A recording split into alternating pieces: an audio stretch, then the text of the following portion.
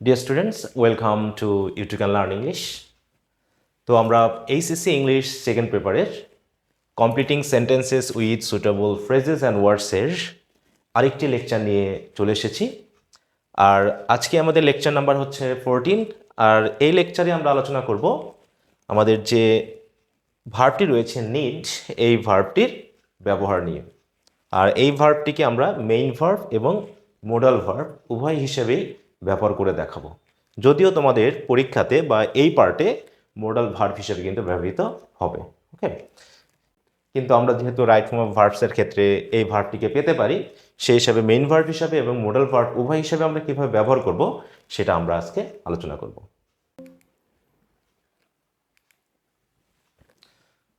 তো প্রথমেই আমরা জানবো যে এই ভার্বটির মিনিং কি। তো দেখো, এখানে যদি আমরা একটু খেয়াল করি, এর মিনিং হচ্ছে required to have or do something. তো এখানে কি বলছে দেখো, অর্থাৎ কোনো জিনিস প্রয়োজন বা কোনো কাজ করা প্রয়োজন এমনটা বোঝাতে নিড ব্যবহৃত হয়। মেইন এবং মোডাল উভয় ভার্বস হিসেবেই নিডের ব্যবহার করা হয়। তাহলে এখন নিড ব্যবহার করা হয় বিধায় এর নামটা হয়ে গেছে কি দেখো,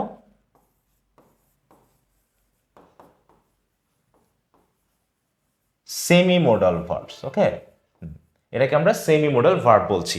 কারণ কি, এটা মোডাল ভার্ব এবং দেখো মেইন ভার্ব উভয় হিসেবে ব্যবহৃত হয়। ওকে, তো দেখো যখন আমরা এই নিড ভার্বটিকে মেইন এবং মোডাল ভার্ব হিসেবে ব্যবহার করছি, তার তিনটা স্পেশাল স্ট্রাকচার আমরা খেয়াল করব। দেখো, প্রথমটা হলো কি, নিডের পর সরাসরি অবজেক্ট ইউজ করবো, মানে এরপর কোনো ভার্ব আর ব্যবহৃত হবে না। তারপর নিডটা মেইন ভার্ব হবে এবং সাথে কি হবে, একটা অবজেক্ট, মানে কোনো জিনিসের প্রয়োজন। হ্যাঁ, যখন তোমার কোনো জিনিসের প্রয়োজন হবে, জাস্ট নিড ভার্ব, তারপরে সেই জিনিসটার নাম আমরা লিখে দিব অবজেক্ট হিসেবে।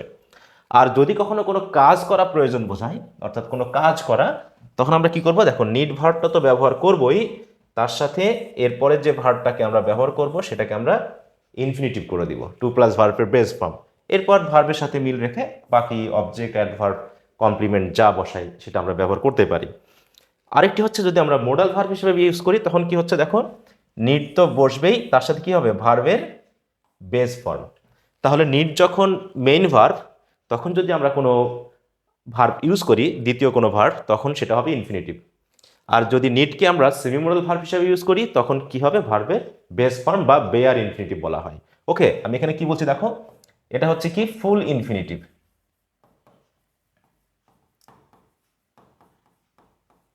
ফুল ইনফিনিটিভ, আর এটা হচ্ছে কি বেয়ার ইনফিনিটিভ। ওকে,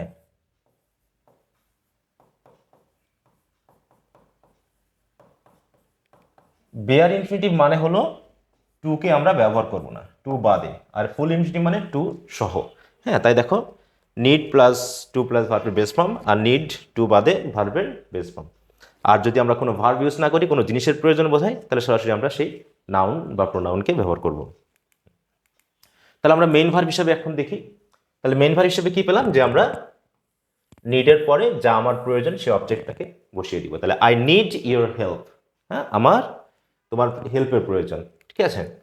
এরপর কি দেখো, যদি আমরা এটাকে নেগেটিভ করতে চাই, টেন্স অনুসারে আমরা জানি do, does, did, shall, will, মানে যে কোনো একটা সাহায্যকারী ভার্ব বসবে, তারপরে নট, তারপরে আমাদের মূল ভার্ব হিসেবে। তার মানে he does not need any rest.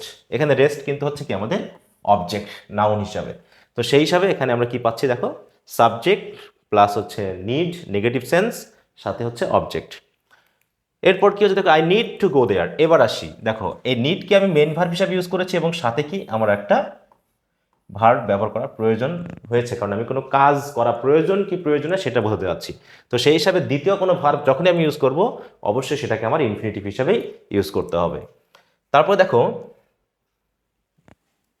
এবার কি হচ্ছে দেখো, এখানে আমি ব্যবহার করেছিলাম কি দেখো, অ্যাফার্মেটিভ সেন্স, তাই না, অ্যাফার্মেটিভ। এখন এইটাকে যদি আমি নেগেটিভ করতে চাই, তখন আমি এই নিডের সাথে কি লাগাবো, নেগেটিভ করব। ডন্ট, দেখো ডন্ট, ডাজন্ট, ওয়ান্ট ইত্যাদি ইত্যাদি, যেটা আমরা ব্যবহার করি না কেন। তাহলে you don't need to come inside the room. তোমার রুমের ভিতরে আসার প্রয়োজন নেই।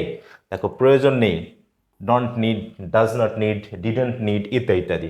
তারপরে কি হবে, আরেকটি ভার্ব বসলে তার বেস ফর্ম ইনফিনিটিভ সহ, মানে ফুল ইনফিনিটিভ ব্যবহার করতে হবে। আমরা যদি পাস্ট টেন্স ইউজ করতে চাই নিডের, তাহলে আমরা অবশ্যই এটা খেয়াল করবো, পাস্ট টেন্স করবো নিডেড। তাহলে হি needed to submit his papers earlier, তার মানে তার পেপারগুলোকে তাড়াতাড়ি সাবমিট করার প্রয়োজন ছিল, এটা পাস্ট টেন্স। হ্যাঁ,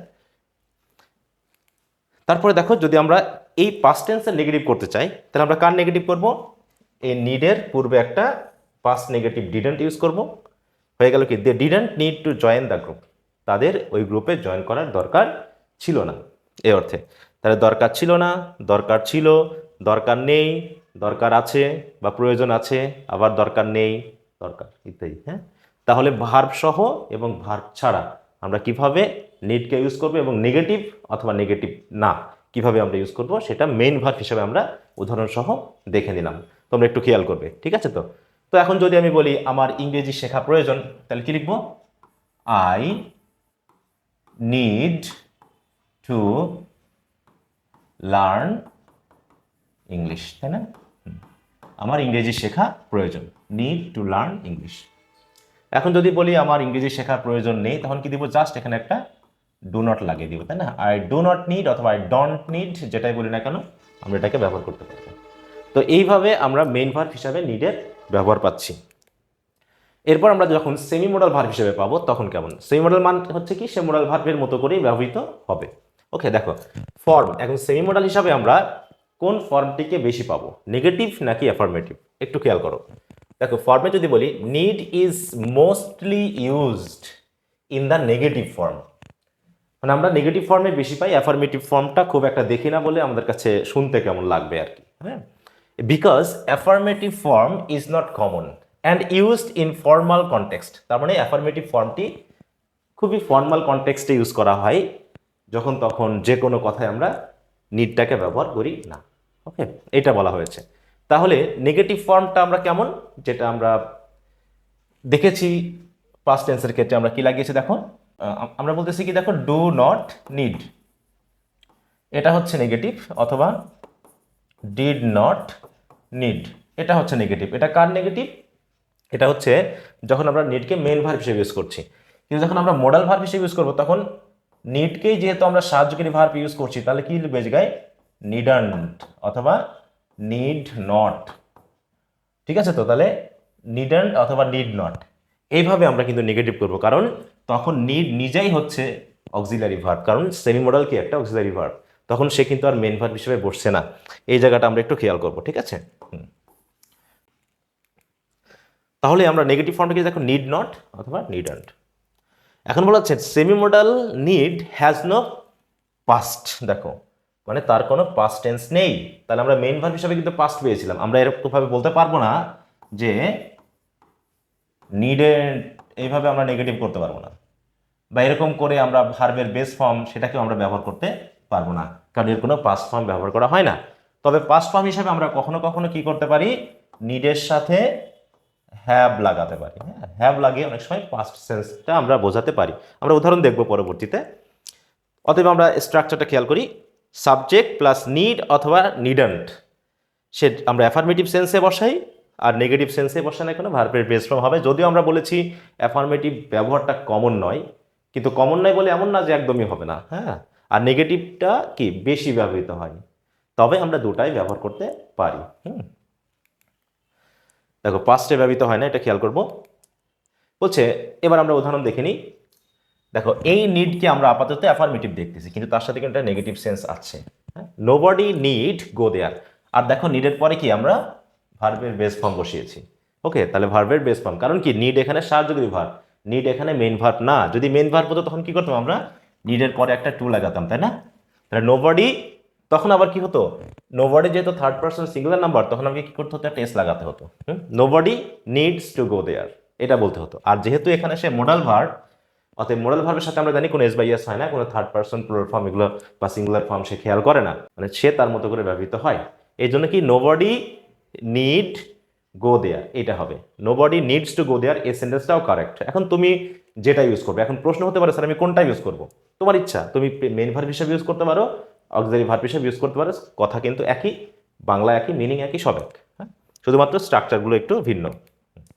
এবার দেখো he need not wait here, এখন দেখো তো আমরা জানি হি ছিল থার্ড পারসন সিঙ্গুলার নাম্বার, তাই এর সাথে কেস বাই এস হওয়ার কথা ছিল। কখন কথা ছিল, যদি সে মেইন ভার্ব হিসেবে ব্যবহৃত হতো। মোডাল ভার্ব হিসেবে না, তখন আমরা কি কি করতাম, এস লাগাতাম, কিন্তু তখন আমরা আবার এই নটটা এর সাথে ব্যবহার করতে পারতাম না। যেহেতু এটা সেমি মোডাল ভার্ব, সেই হিসেবে আমরা এস বাই এস বসাইনি এবং এই অক্সিলারি ভার্ব, তাই মূল ভার্বের আগে কি করেছি, একটা নট লাগিয়ে নেগেটিভ করেছি। ওকে, এরপর দেখো, you needn't spend a lot of money on this, এই ক্ষেত্রে তোমার এত টাকা ব্যয় করা প্রয়োজন নেই বা দরকার নেই। তাহলে আমরা নিড নটকে সেপারেট লিখতে পারছি অথবা নিডন্ট লিখতে পারছি, এটা আমি দেখিয়েছি এখানে। তারপরে কি দেখো, they did not need to waste time, কোন টেন্সে চলে গেছে দেখো, পাস্ট টেন্সে, যেহেতু এর কোনো পাস্ট টেন্স নেই। আর যখনই পাস্ট টেন্সে গেছি তখন দেখো এ কিন্তু মেইন ভার্ব হয়ে গেছে, আর মেইন ভার্বের পরে আমরা জানি কি ভার্বের বেস ফর্ম, তার মানে নিডের পরে টু প্লাস ভার্বের বেস ফর্ম থাকলে বুঝতে হবে নিড তখন মেইন ভার্ব। আর মেইন ভার্বকে নেগেটিভ করার জন্য আমরা কি করেছি, পাস্ট টেন্সে ডিড নিয়ে এসেছি, কিন্তু ডিড নট, হ্যাঁ, মানে আমার এখানে আর মডেল ভার্বের সেন্সটা আসছে না, তখন সে সরাসরি মেইন ভার্বের সেন্স দিয়ে কিন্তু নেগেটিভ করতে হচ্ছে, কারণ আমরা জানি নিডের কোনো পাস্ট ব্যবহার নেই এই সেমি মডেল হিসাবে। ওকে, আবার তাই বলছি কি, যদি পাস্ট ব্যবহার করতেই হয় তাহলে নিডের সাথে আমরা কি করতে পারি, একটা হ্যাভ লাগিয়ে পাস্ট টেন্স করতে পারি। হ্যাঁ, she didn't have bought so much food only for 2 person, হ্যাঁ, মাত্র 2জন ব্যক্তির জন্য এতগুলো খাবার তার কিনে আনা প্রয়োজন ছিল না, দেখো প্রয়োজন ছিল না, পাস্ট টেন্স। হ্যাঁ, তাহলে didn't have bought so much food only for 2 person. তা এই হচ্ছে আমাদের ব্যবহার। এখন এখানে আরেকটি বিষয় রয়েছে যে আমরা প্রশ্নবোধক করার সময় কি করব। হ্যাঁ, নিড যদি আমাদের সেমি মডেল ভার্ব হয় তাহলে সে অক্সিলারি ভার্ব, অতএব আমরা যেভাবে নেগেটিভ করার জন্য অক্সিলারি ভার্বটা সাবজেক্টের পূর্বে বসাই, এখানেও কিন্তু আমরা তাই করতে পারবো। যেমন আমি কি বলতে পারি যে নিড উই গো দেয়ার, আমাদের কি সেখানে যাওয়ার প্রয়োজন আছে, তাহলে আমাদের কি সেখানে যাওয়ার প্রয়োজন আছে, এখানে একটা প্রশ্নবোধক চিহ্ন, ঠিক আছে। তো এখানে আমাদের একটা প্রশ্নবোধক চিহ্ন কিন্তু আমরা ব্যবহার করেছি।